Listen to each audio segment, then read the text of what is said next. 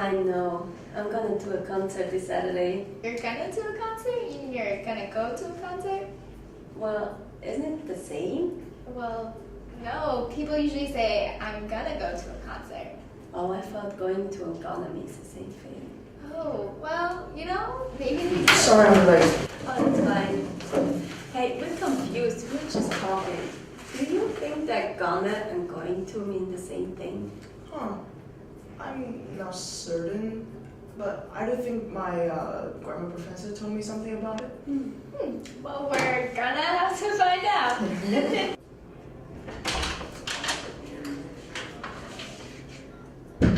Dr. Che, I'm so glad you're here. May I ask you a question? Of course. My friends and I were wondering about the difference between going to a gala. Well, here, let me tell you all about it.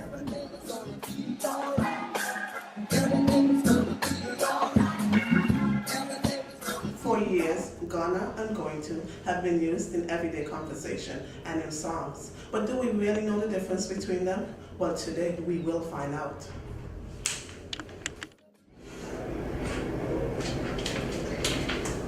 Hey, guess what?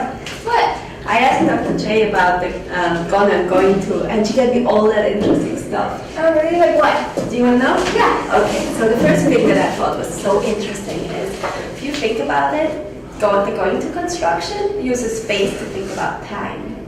Really? So, like, if I'm going to go to the theater, it's like indicating a time in the future. Yeah, but you like walking also. Oh, You know, okay. so it uses physical movement to speak about The future. the future. Yeah, I thought it was cool. And the other thing that was interesting is that, remember when you corrected me about the theater thing? Going to the theater. So you can use going to with either a word following or a noun phrase following. But gonna always requires a verb phrase. Oh, really? Yeah. So they're actually very different from each other. They're not the same. Cool. The other thing that was interesting is that gonna you can use with like the first person singular, the second person singular, the third person singular, and with the plurals as well, but not with the secondary verb forms. So no gerund particle, no plain form, and no past participle. Oh, wow. That's interesting. Right? I didn't know that.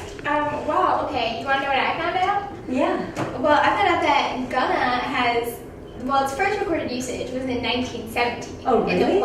In the play Copperhead. And then it was used only 9 times until the 20s. But then it increased in popularity and was like super popular from the 60s to the 80s. And now we use it all the time.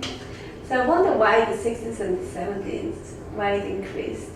You know, I'm not sure. It was the 60s. That's true. A few moments later. Look at this quote I just found from this guy from 1919. Oh my god. I know. If gotta for got to and gonna for going to prove useful auxiliaries, vulgar pronunciation will have shown us helpful shortcuts in speech. But the question whether they will disappear if they are not useful is not easy to answer.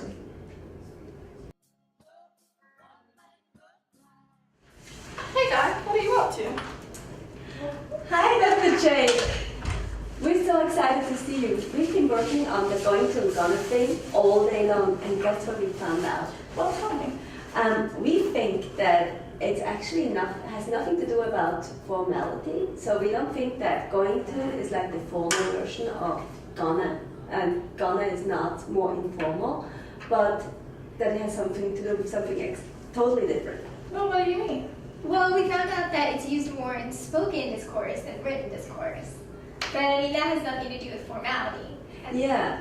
So we looked up how often it was used in academia, and it showed up that Ghana is used a lot in academia, but not in the written context, only in the spoken context. But that's still formal, right?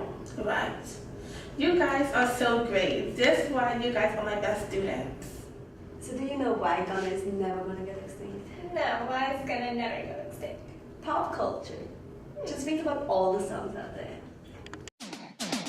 Never gonna give you up, never gonna let you down, never gonna run around and desert you, never gonna make the same.